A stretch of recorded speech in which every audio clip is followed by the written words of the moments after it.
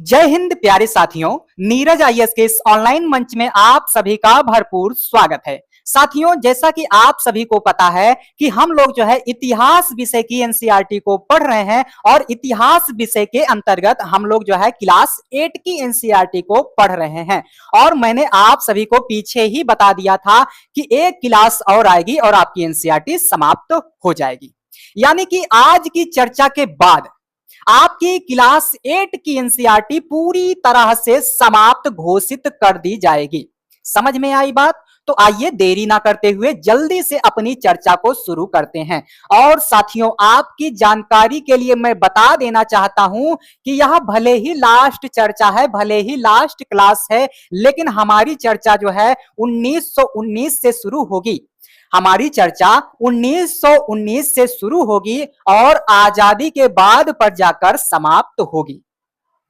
यानी कि थोड़ा थोड़ा करके हम लोग जो है बहुत सारा कुछ पढ़ डालेंगे इस चर्चा के माध्यम से। तो हमारी चर्चा 1919 से शुरू होगी और आजादी के बाद पर जाकर समाप्त होगी। तो देरी ना करते हुए आइए जो है आगे बढ़ चलते हैं।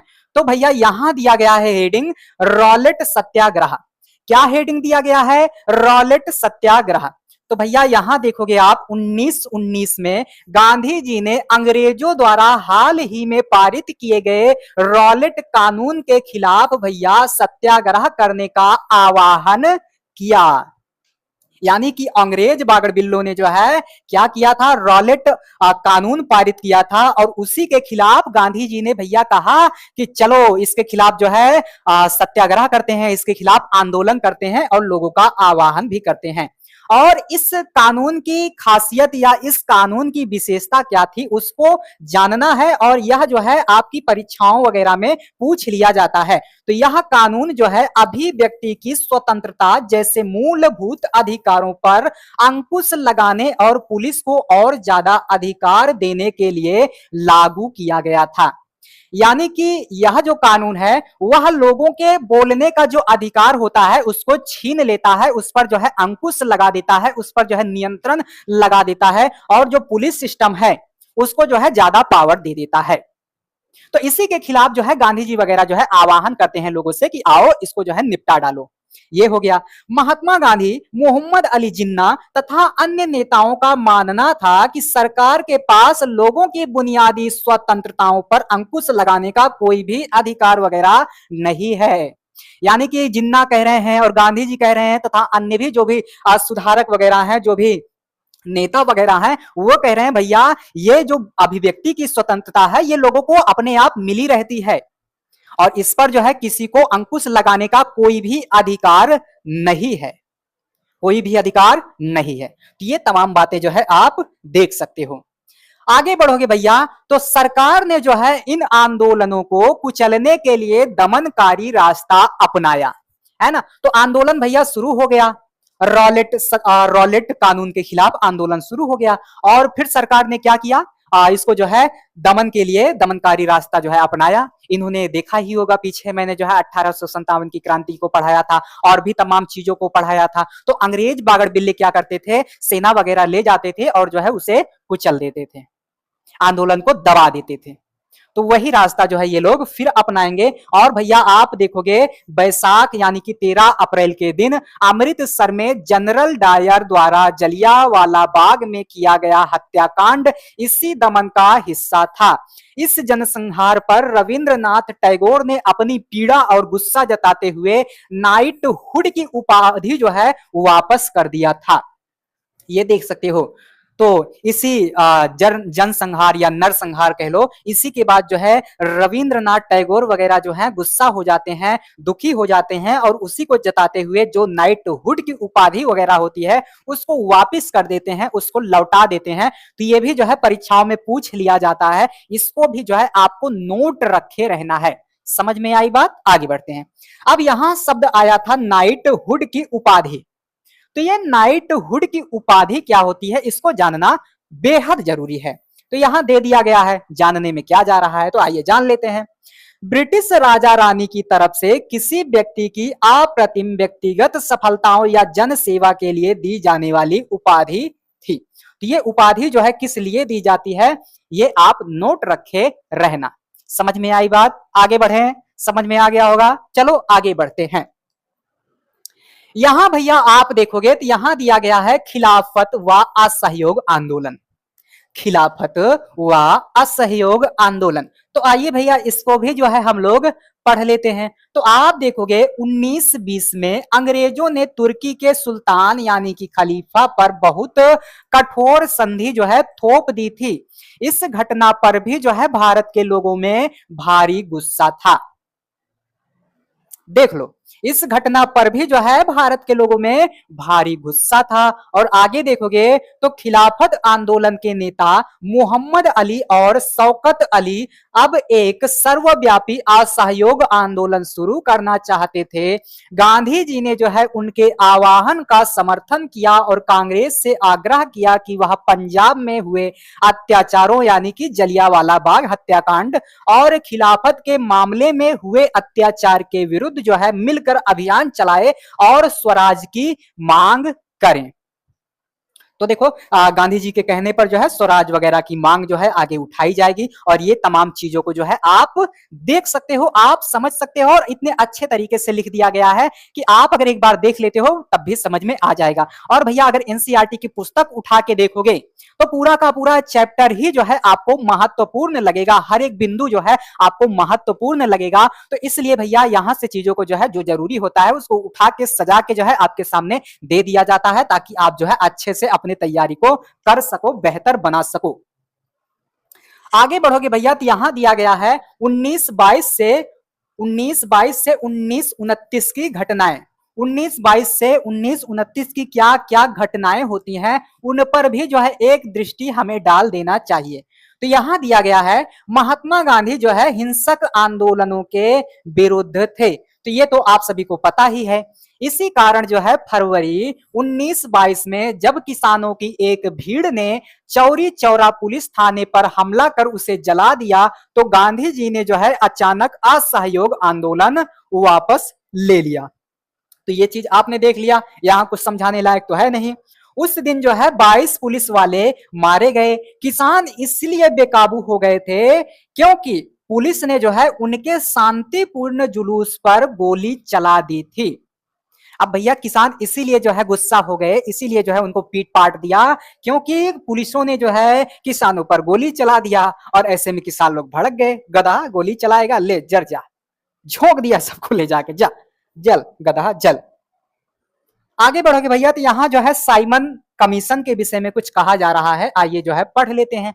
तो यहां देखोगे भैया 1927 में इंग्लैंड में बैठी ब्रिटिश सरकार ने लॉर्ड साइमन की अगुवाई में एक आयोग भारत भेजा।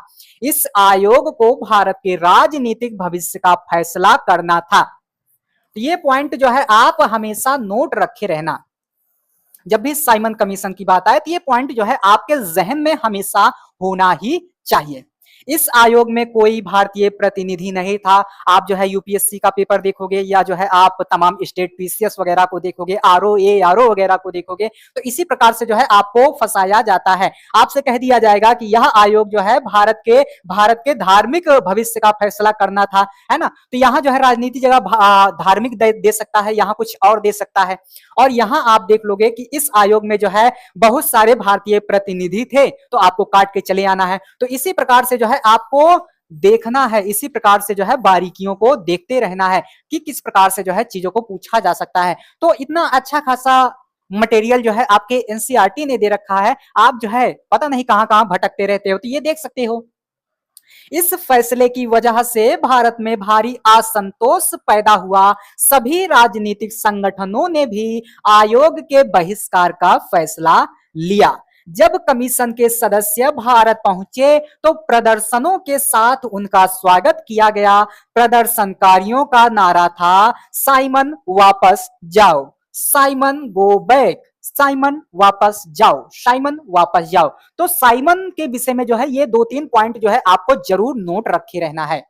समझ में आई बात? ये 2-3 पॉइंट जो है जरूर नोट रखे रहना है। और साइमन के विषय में एनसीईआरटी ने बाकायदा बहुत अच्छा कंटेंट जो है आपको दे रखा है। आप मोटी मोटी किताब पढ़ने जाओगे तो इतनी सरलता से चीजों को वहां भी नहीं समझाया गया है जितनी सरलता से एनसीईआरटी ने समझा रखा है। तो एनसीईआरटी की महत्ता जो है आप देख सकते हो। यहां भैया अब हम लोग जो है दांडी मार्च के विषय में थोड़ी बहुत चर्चा कर लेते हैं। तो आप देखोगे भैया पूर्ण स्वराज अपने आप आने वाला नहीं था। ये तो मैंने जब 1857 की क्रांति पढ़ा रहा था तभी चीजों को बता दिया था कि मांगने से अधिकार वगैरह नहीं मिलता है। इसके पीछे वाले चैप्टर में देखोगे तब भी मैंने बता दिया था कि जब गरम दल वाले आते हैं तो वो कहते हैं भैया मांगने से जो है केवल भीख मिलती है, अधिकार वगैरह नहीं मिलता, अधिकार को छीनना पड़ता है थबड़ा मार के। तो ये देख सकते हो, तो वही कहा जा रहा है पूर्ण स्वराज जो है अपने आप जो है आने वाला बिल्कुल भी नहीं है। इसके लिए लोगों को लड़ाई में उतरना पड़ेगा, उतरना था। तो उसी के साथ आप देखोगे कि 1930 में गांधी जी ने ऐलान किया कि वह नमक कानून तोड़ने के लिए यात्रा निकालेंगे। उस समय जो है नमक के उत्पादन और बिक्री पर सरकार का एकाधिकार होता था। महात्मा गांधी और अन्य राष्ट्रवादियों का कहना था कि नमक पर टैक्स वसूलना पाप है क्योंकि यह हमारे भोजन का एक बुनियादी हिस्सा होता है। ये बागड़ बिल्ले जो है अंग्रेज वगैरह जो है नमक पर अपना एकाधिकार जमा बैठे हैं और टैक्स वगैरह वसूल रहे हैं। तो इससे भैया सब लोग गुस्सा हो गए और मारेंगे फिर अंग्रेजों को थबरा थबरा। तो ये देख सकते हो, है ना, एक बार पढ़ोगे समझ में आ जाएगा। गांधी जी और उनके अनुयायी साबरमती से 240 किलोमीटर दूर स्थित दांडी तट पैदल चलकर गए और वहां उन्होंने तट पर बिखरा नमक इकट्ठा करते हुए नमक कानून का सार्वजनिक रूप से उल्लंघन किया। तो भैया यही था दांडी मार्च। क्या है भैया? यही है आपका दांडी मार्च। तो ये दांडी मार्च भी जो है आप सभी ने देख लिया। इतनी बातें समझ में आ गई होंगी। आगे बढ़ोगे भैया तो अब जो है अंग्रेजों को भारत छोड़ना पड़ेगा। बहुत हुआ इन बिस्तरों का खेल, बहुत इन्होंने जो है लोगों को डसा, बहुत लोगों को जो है तड़पाया। अब इन्हें जो है बारी है मार भगाने की। किसकी बारी भैया? मार भगाने की। अब इनको जो भी मिले उससे मारो और भगा डालो। तो इसीलिए आप देखोगे भारत छोड़ो आंदोलन।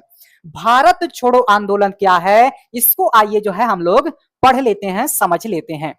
महात्मा गांधी ने दूसरे विश्व युद्ध के बाद अंग्रेजों के खिलाफ आंदोलन का एक नया चरण जो है शुरू किया। उन्होंने जो है अंग्रेजों को चेतावनी दी कि वे फौरन जो है भारत को छोड़ दें। गांधी जी ने जो है भारतीय जनता से आह्वान किया कि वे करो या मरो के सिद्धांत पर चलते हुए अंग्रेजों के विरुद्ध जो है अहिंसक ढंग से संघर्ष करें। गांधी जी और अन्य नेताओं को फौरन जेल में डाल दिया गया। इसके बावजूद यह आंदोलन जो है फैलता चला गया क्योंकि लोग जो है अंग्रेजों की नीति से, अंग्रेजों के शासन से सारे के सारे लोग परेशान हो चुके थे। अब आप देखोगे कि बड़े बड़े जितने भी नेता हैं सबके सब जेल में हैं, लेकिन फिर भी यह आंदोलन जो है फैलता चला जा रहा है, फैलता चला जा रहा है। ये आप देख सकते हो। विद्यार्थी अपनी पढ़ाई लिखाई छोड़कर आंदोलन में कूद पड़े। देश भर में संचार तथा राजसत्ता के प्रतीकों पर हमले हुए। बहुत सारे इलाकों में लोगों ने जो है अपनी सरकार का गठन कर लिया।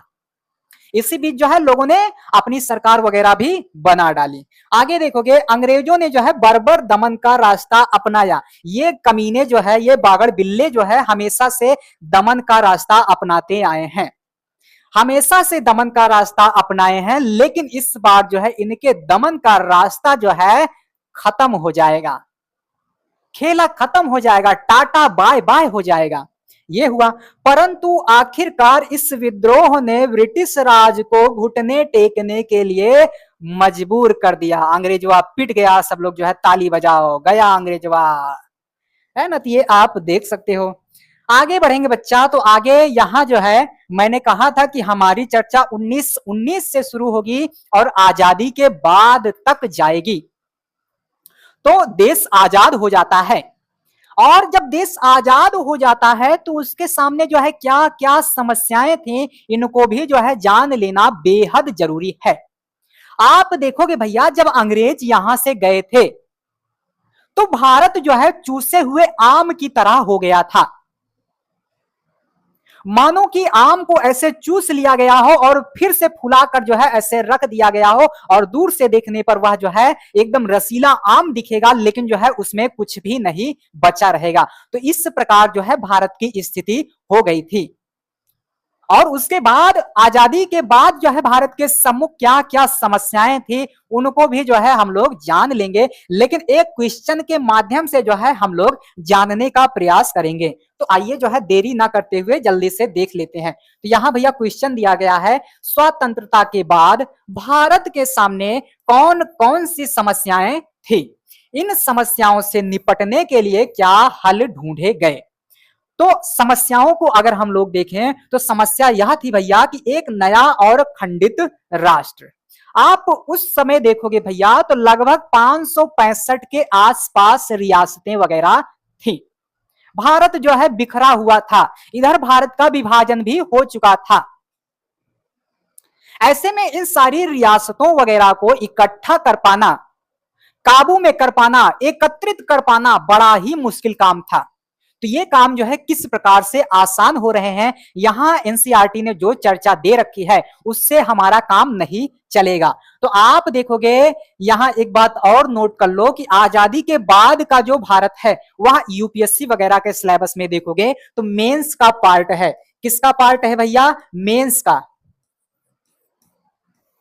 किसका पार्ट है भैया? तो मेंस का पार्ट है। तो मेंस का पार्ट है तो उसी अनुसार जो है, उसी हिसाब से जो है हमें चीजों को पढ़ना चाहिए, समझना चाहिए, जानना चाहिए। तो देखो इसके लिए क्या होता है कि कम से कम 10-15 क्लास लगेगा।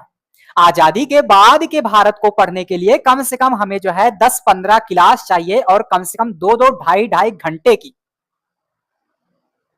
यानी कि 20 से 25 घंटों में जो है यह चीजें समाप्त होंगी। आजादी के बाद का भारत समाप्त होगा। तो इसलिए यह चर्चा हमारी बहुत कम है। क्या है? बहुत कम है।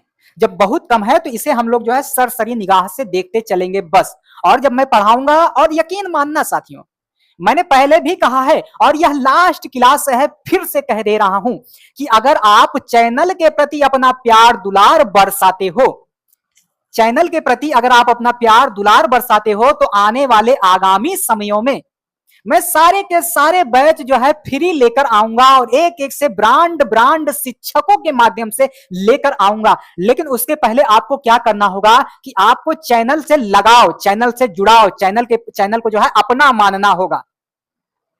फिर देखना कमाल, चाहे यूपीएससी हो गया, पीसीएस हो गया, आरओ हो गया, नेट जेआरएफ हो गया, या यूपीपी हो गया, या एसआई वगैरह हो गया, कोई भी बैच हो, सब का सब जो है मैं फ्री लेकर आऊंगा, और एक एक से ब्रांड शिक्षकों के माध्यम से लेकर आऊंगा। आप कहोगे तो यूट्यूब पर लेकर आऊंगा, आप कहोगे तो ऐप पर लेकर आऊंगा, आप कहोगे तो लाइव लेकर आऊंगा, आप कहोगे तो रिकॉर्डेड लेकर आऊंगा। लेकिन उसके पहले आप सभी को अपना कर्तव्य निभाना होगा, और संस्था की तरफ से जो बातें जब कही जाती हैं उसको पूर्ण भी किया जाता है। हिस्ट्री उठा के इसकी देख लो, जो भी बातें यहां से बोली गई हैं, जो भी बातें यहां से कही गई हैं, वह जरूर पूरा किया गया है। समझ में आई बात? आइए आगे बढ़ते हैं। तो क्या क्या समस्याएं थी, क्या क्या समस्याएं थी, उन्हीं को जो है हम लोगों को जानना है। तो आप देखोगे भैया एक नया और खंडित राष्ट्र। आप देखोगे अगस्त 1947 में जब भारत आजाद हुआ तो उसके सामने जो है कई बड़ी चुनौतियां थी।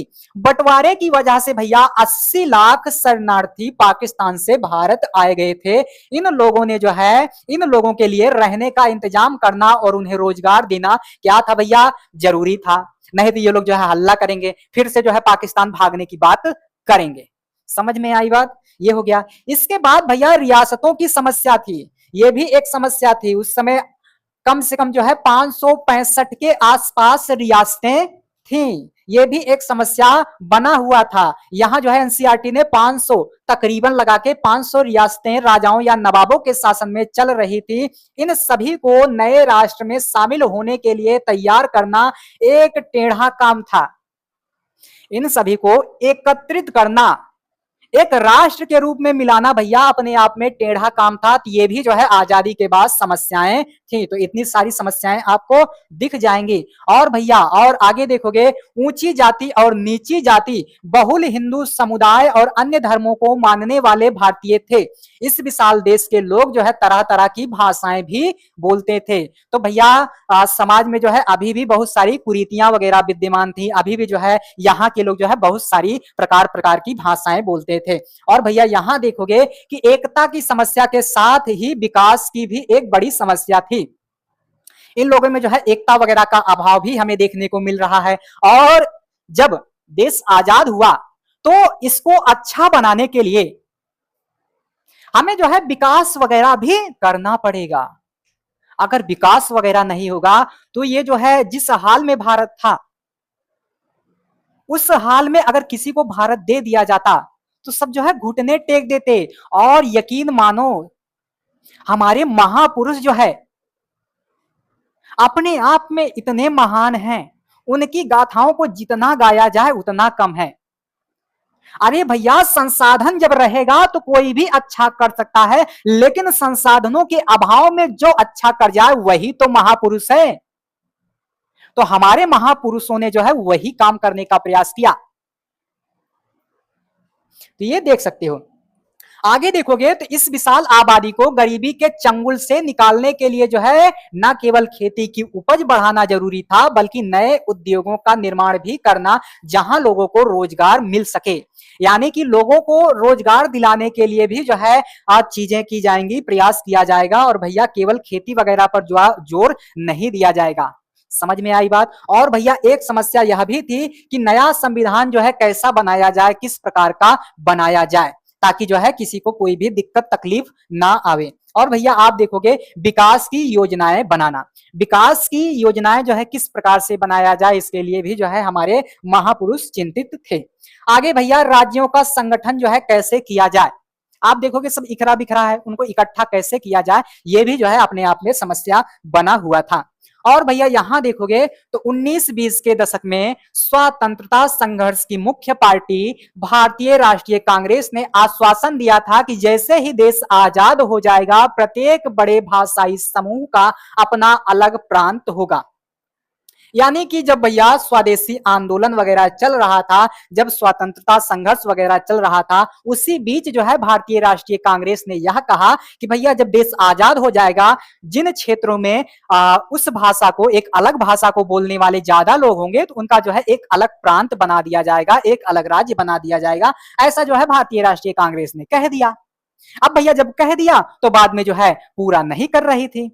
अब भैया काहे पूरा करे, इधर जो है धर्म के आधार पर देश पहले ही बंट चुका था। अब भाषा वगैरह के आधार पर अगर जो है तमाम छोटे छोटे हिस्सों में देश बंट जाएगा तो दिक्कत आ जाएगी। तो ऐसे में जो है तमाम समस्याएं उत्पन्न हो सकती थी। तो आगे देखोगे आजादी मिलने के बाद कांग्रेस ने इस आश्वासन को पूरा करने के लिए कोई कदम नहीं उठाया। देश विभाजन के फलस्वरूप हिंदू और मुसलमानों के बीच भीषण दंगों में 10 लाख से ज्यादा लोग मारे गए थे। ऐसे में यह चिंता स्वाभाविक थी कि क्या हमारा देश जो है भाषा के आधार पर इस तरह से और बंटवारे झेल सकता है। तो चिंतित भी थी कांग्रेस, चिंतित भी थे लोग कि भैया देश पहले ही बंट चुका है और उसे जो है भाषा वगैरह के आधार पर अगर बांट देंगे तो क्या ये झेल पाएगा, नहीं। आगे देखोगे भैया तो कांग्रेस के नेता अपने वायदे से पीछे हट रहे थे, इसीलिए जो है जगह जगह असंतोष पैदा हुआ। कन्नड़ भाषी, मलयालम भाषी, मराठी भाषी सभी अपने अपने राज्य के इंतजार में थे। सबसे गहरा असंतोष मद्रास प्रेसिडेंसी के तेलुगु भाषी जिलों में दिखाई दिया। जब 1952 के आम चुनावों में नेहरू वहां चुनाव प्रचार के लिए गए तो लोगों ने उन्हें काले झंडे दिखाए और हमें आंध्रा चाहिए के नारे लगाए। उसी साल जो है अक्टूबर में वयोवृद्ध गांधीवादी पोट्टू श्रीरामल्लू जो है तेलुगु भाषियों के हितों की रक्षा के लिए आंध्र राज्य के गठन की मांग करते हुए भूख हड़ताल पर क्या होते हैं भैया, बैठ जाते हैं। जैसे जैसे अनशन आगे बढ़ा बहुत सारे लोग जो है श्री रामुलू के जो है समर्थन में आगे आने लगे। जगह जगह लोग हड़ताल करने लगे और जुलूस वगैरह निकालने लगे। आगे देखोगे तो आगे यहाँ कहा जा रहा है 58 दिन के अनशन के बाद 15 दिसंबर 1952 को पोट्टू श्री रामुलु का देहांत हो गया। जैसे कि एक अखबार ने लिखा था, श्री रामुलु के देहांत की खबर ने पूरे आंध्र को जो है अस्त और व्यस्त कर डाला।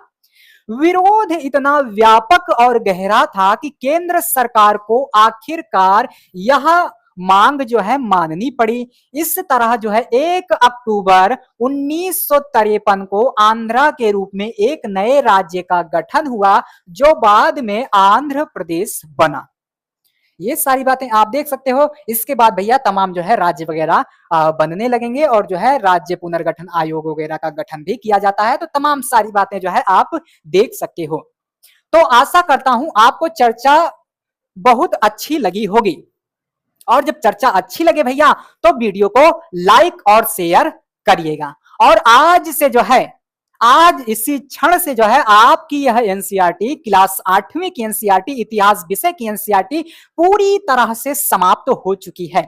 इसके बाद भी अगर किसी का डाउट वगैरह रह जाता है तो भैया निसंदेह आप कमेंट वगैरह कर सकते हो।